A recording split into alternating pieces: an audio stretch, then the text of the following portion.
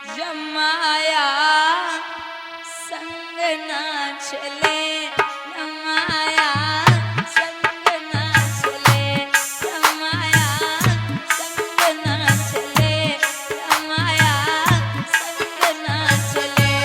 हाथ उठा के दोनों हरि बोल।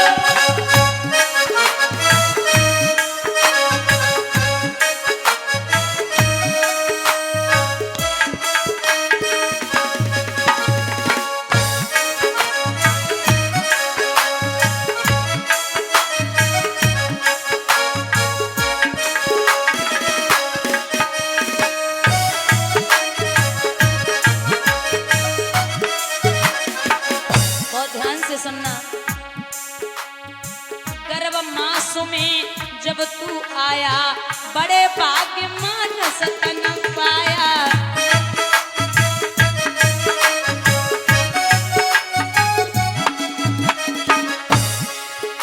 ए जन्म लिया धरती पर आया, हाँ जन्म लिया धरती पर आया, खेलत था तब फिरे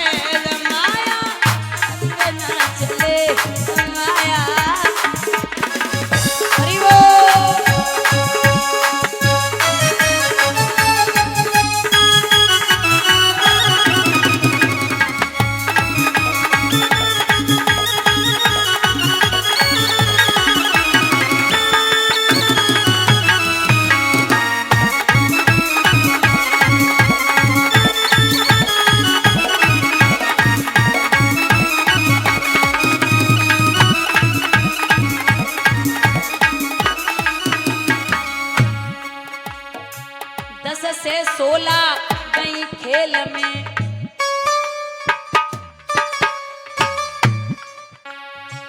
10 से 16 गई खेल में, 20 गई तेरी मद की जेल में।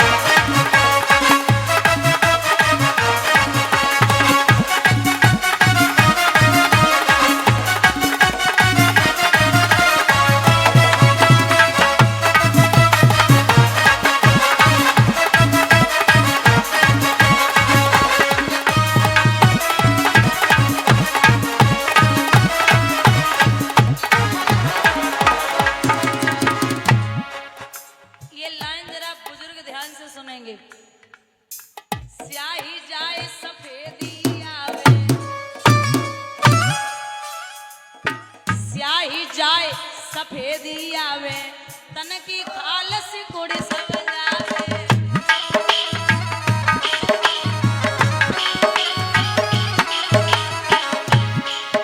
ये 15 जैसा मुख हो जावे, हाँ 15 जैसा मुख हो जावे, चाल चले गमाया ना चले गमाया।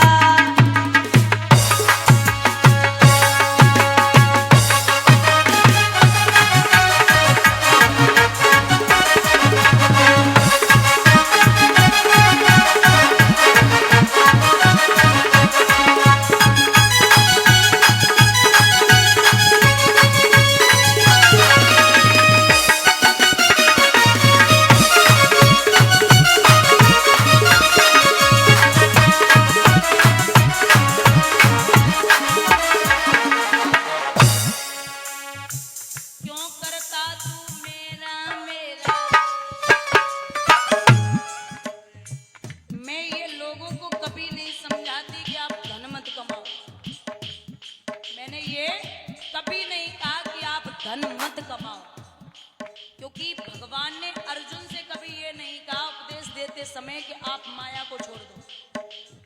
अगर आप ग्रस्त हैं तो आपको धन कमाना पड़ेगा, क्योंकि धन नहीं कमाओगे तो जीवन यापन नहीं होगा। लेकिन धन कमाइए, उसके प्रति आसक्त नहीं होना है। परिवार में रहिए, लेकिन परिवार के प्रति आसक्त नहीं होना है। प्रेम में और ममता में फर्क है। ममता वो है, मोह वो है जो शरीर सुंदर देख के हो जाए, और प्रेम वो है जो शरीर नहीं देखे मन को देखे, उसे हम प्रेम कहते हैं। क्यों करता तू मेरा मेरा कोई नहीं है तेरा,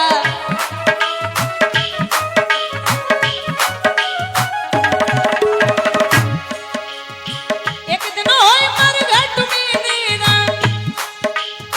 एक दिन होई मरघट में डेरा, अग्नि बीच जले माया, ना जले माया।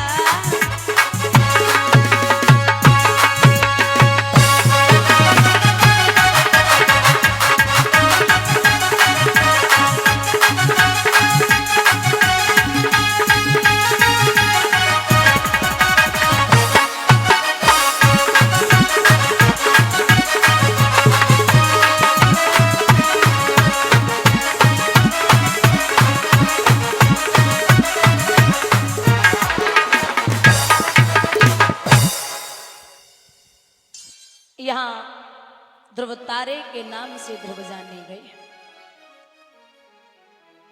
आइए श्री सूत जी वर्णन करते शौनकादिक ऋषियों। प्रसंग उठता है, एक छोटी सी कथा आपको श्रवण कराते चलें। ये राजा उत्तानपाद के छोटे भाई हैं प्रियव्रत,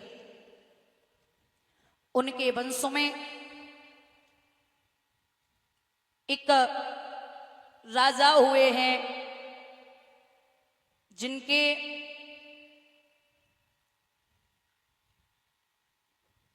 सदगुण गुण बड़े अच्छे हैं, जिन्हें हम भरत कहते हैं। महाराज भरत जी जो हैं वो कुछ समय तक राजकाज संभालते रहे। उसके बाद में भगवान का भजन करने के लिए चले गए।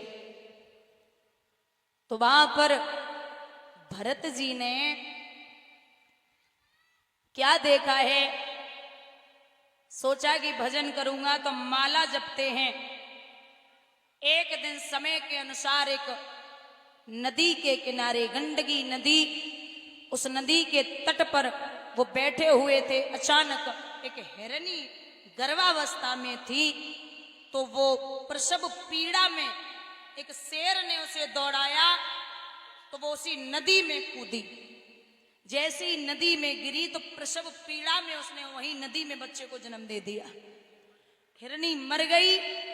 उस बच्चे को भरत जी निकाल के लाए, तो वहीं अपने पास रखा, उसको आग जला के ठीक किया, शरीर ठीक हो गया उसका। उसको पालने लगे, दूध टाइम से पिलाते, जल देते, जो भी वो खाता पीता उसको पिलाते, उसे बड़ा कर लिया।